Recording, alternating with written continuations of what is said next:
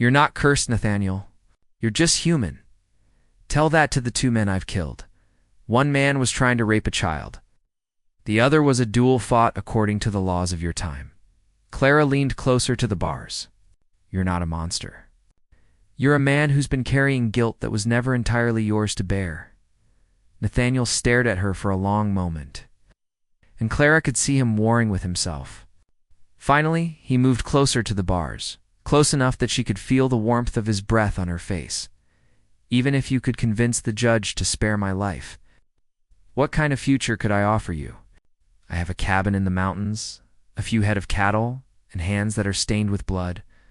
You deserve better than that. What I deserve is a choice. Clara reached up to touch his face through the bars, her fingers gentle against his bruised cheek. And I choose you, Nathaniel Ashford. I choose the man who sends pressed flowers to strangers and writes poetry about sunsets. I choose the man who would risk everything to save an innocent girl. Nathaniel closed his eyes and leaned into her touch. You're either the bravest woman I've ever met or the most foolish. Maybe both. Clara smiled despite the tears on her cheeks. So what do you say? Will you marry me before they try to take you away from me? When Nathaniel opened his eyes, there was something in them that hadn't been there before. Hope. Fragile and tentative, but real. Yes, he whispered. God help us both, yes. The wedding took place in the jail cell at midnight. Performed by a half-drunk circuit preacher who'd been sleeping off a bender in the back room of the saloon. Sheriff Morrison served as witness, shaking his head the entire time, but unable to deny Clara's legal right to marry the prisoner. Clara had no ring to offer. So Nathaniel took a thin piece of wire from his cot frame and fashioned it into a simple band. When he slipped it onto her finger, his hands were trembling. I, Nathaniel, take thee, Clara, to be my lawfully wedded wife, he said, his voice rough with emotion. To have and to hold, in sickness and in health, for richer or poorer, until death do us part. Clara repeated the same words. Her voice steady, despite the tears streaming down her cheeks. When the preacher pronounced them husband and wife, Nathaniel cupped her face through the bars and kissed her with a desperation that spoke of a man who expected this to be both his first and last kiss as a married man. The trial began at 10 o'clock the next morning. Judge Carmichael was a stern-faced man with calculating eyes who'd clearly already made up his mind about the verdict. The testimony from Grimm's friends painted Nathaniel as a savage who had attacked without provocation, a dangerous hermit who had finally revealed his true nature. When Clara stood to address the court as Nathaniel's wife, the judge initially tried to dismiss her testimony, but Clara had spent years as a governess to wealthy families in Boston, and she knew how to project authority when she needed to. Your Honor, as Mrs. Nathaniel Ashford, I demand the right to speak in defense of my husband's character. The formal use of his full name caused a stir in the courtroom, and Clara saw recognition dawn in the judge's eyes. Ashford. Judge Carmichael leaned forward, as in the Yorkshire Ashfords. My husband is the son of the late Lord Edmund Ashford, Clara said clearly. He is a gentleman and a scholar who came to America seeking a new life. The man you're condemning is not a savage. He's a hero who saved a young girl from a terrible fate. The judge's entire demeanor changed. Whatever his personal feelings about the Grimm family, the prospect of executing a British lord's son was clearly giving him pause. But it was what happened next that truly saved Nathaniel's life. The courtroom doors burst open, and Annie Fletcher walked in, flanked by 2 men Clara didn't recognize. The girl looked terrified but determined, her chin raised defiantly as she marched to the front of the room. I'm here to tell the truth about what happened 3 days ago, Annie announced, her young voice carrying clearly through the suddenly silent courtroom. What followed was 20 minutes of devastating testimony that painted Walter Grimm as exactly what he'd been, a predator who had targeted a vulnerable girl. Annie described in horrific detail what would have happened to her if Nathaniel hadn't intervened, and the threats Grimm's friends had made to ensure her silence. Mr. Ashford didn't attack anyone, Annie concluded, her eyes blazing with righteous fury. He saved my life. And if you hang him for that, then there's no justice left in this world. The silence that followed was deafening. Judge Carmichael looked around the courtroom, taking in the faces of the townspeople who had heard every word. Clara could see him weighing his options: hold the lies of 3 men against the truth of 1 brave girl, or risk the political consequences of freeing Nathaniel. In light of this new testimony, the judge said finally, "I find the defendant not guilty by reason of defense of another." Case dismissed. The courtroom erupted in chaos.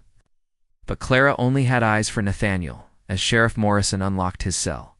He walked out a free man, his dark eyes never leaving her face as he crossed the room to her side. "You came back," he said to Annie, his voice thick with gratitude. The girl smiled up at him. "Mrs. Ashford sent for me. Sent those to Pinkerton detectives all the way to California to find me and bring me back to testify. Said she'd pay whatever it cost to bring me home safely." Nathaniel turned to stare at Clara in amazement. "You hired Pinkertons?" Clara lifted her chin proudly. "I sold every piece of jewelry I owned and wired the money to the best detective agency in Denver. I told you I'd fallen in love with a hero. I wasn't about to let them hang you for being one." Nathaniel swept her up in his arms then, spinning her around the courtroom as she laughed with joy and relief. When he set her down, his eyes were bright with unshed tears. "I love you, Clara Ashford," he said, his voice carrying clearly through the room. "I'll spend the rest of my life trying to be worthy of what you've done for me." "You already are," Clara whispered, reaching up to touch his face. "You saved that girl's life, and in doing so, you saved your own soul. You're not the same man who left England 7 years ago, Nathaniel. You're the man I fell in love with through your letters, kind and gentle and brave." They were married again 6 months later in the small church in Timber Ridge, this time with Annie Fletcher as Clara's maid of honor and half the town in attendance. The people who had once feared Nathaniel now treated him with respect and gratitude, especially after he'd established a fund to help young women in difficult situations find honest work. Clara had fallen in love with the mountain cabin that was now her home.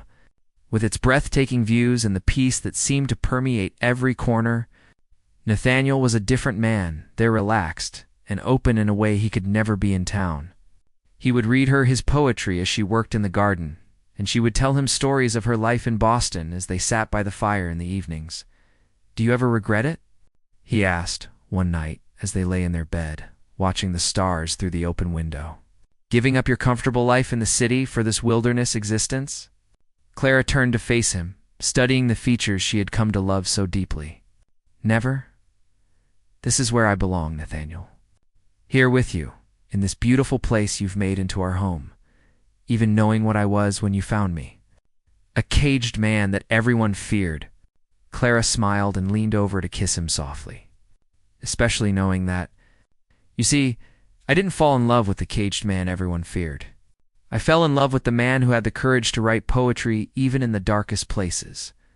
The man who pressed wildflowers between pages of books because he wanted to share beauty with a stranger. The man who would risk his life to save an innocent girl." Nathaniel pulled her closer, burying his face in her hair. "You've saved me, Clara, in every way a person can be saved. We saved each other," she corrected, her voice soft with contentment. "And now we have the rest of our lives to keep saving each other. Every single day, under the endless Colorado sky, surrounded by the peace they had fought so hard to find." Nathaniel and Clara finally claimed the love that had begun with desperate letters and blossomed into something eternal. They were living proof that sometimes the most beautiful love stories begin in the darkest places. And that redemption comes not from running away from our past, but from finding someone brave enough to help us face it. And sometimes, on clear mountain nights, when the wind sang through the pines, the townspeople would swear they could hear the sound of laughter echoing from the cabin high up on the mountainside, the joyous sound of two souls who had found their way home to each other's arms, proving that love truly could conquer even the darkest shadows of the past. The iron bars cast long shadows across the dusty floor of the Timber Ridge jail as Clara Whitfield gathered her courage and stepped into the dim interior. Her traveling dress rustled against the wooden doorframe. the sound unnaturally loud in the oppressive silence that filled the small building. "You sure about this, miss?" Sheriff Morrison's weathered face was etched with concern as he watched her approach the single-occupied cell. "Nathaniel Blackwood ain't exactly what you'd call sociable company." Clara's fingers tightened around the crumpled letter in her reticula. Letter that had brought her all the way from Boston to this remote Colorado mountain town. "I'm sure, Sheriff. May I have a few minutes alone with him?" The lawman shook his graying head, but reached for his hat anyway. "I'll be right outside if you need anything. Don't get too close to them bars, you hear?" As the door closed behind the sheriff, Clara found herself alone with the man who had haunted her thoughts for the past 3 weeks. Nathaniel Blackwood sat in the far corner of his cell, his massive frame hunched forward, dark hair hanging like a curtain over his face. Even in captivity, he radiated a dangerous energy that made her pulse quicken with equal parts fear and something else she didn't dare name. "Mr. Blackwood?" Her voice came out smaller than she'd intended. He didn't look up, didn't acknowledge her presence in any way. Clara took a cautious step closer to the bars, studying the man who had written to her with such desperate eloquence just 1 month ago. "My name is Clara Whitfield. I believe you sent me a letter?" That got his attention.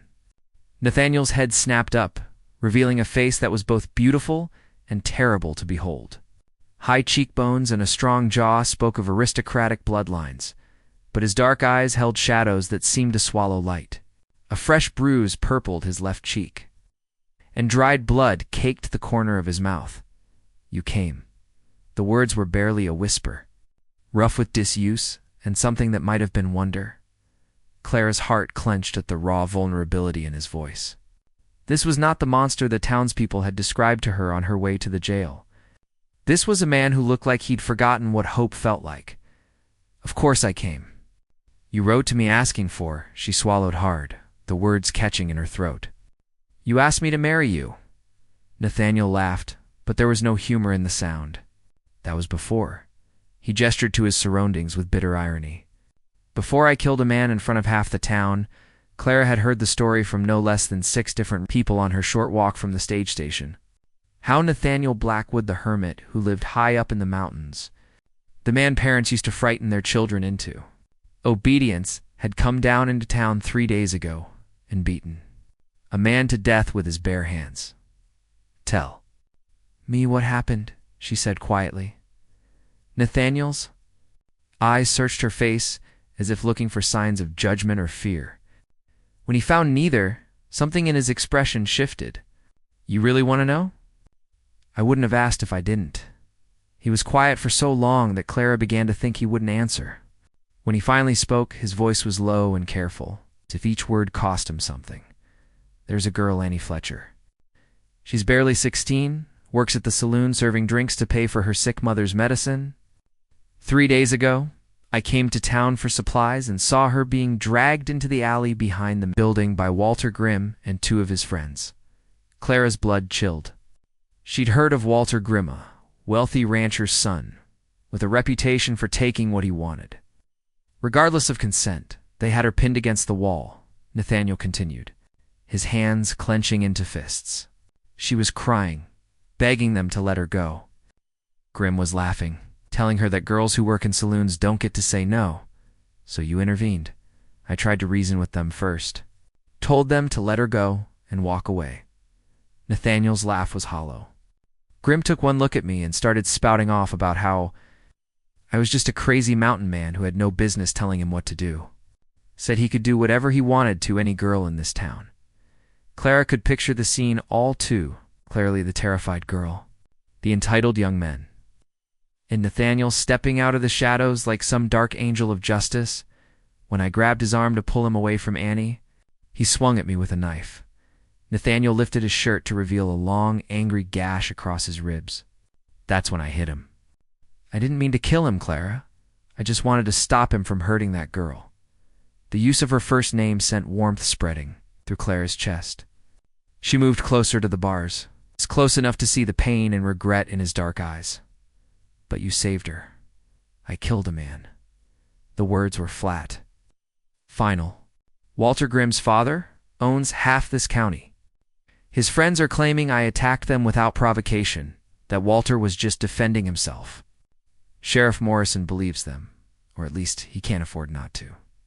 Clara's mind raced as she processed this information. When is your trial? Tomorrow morning?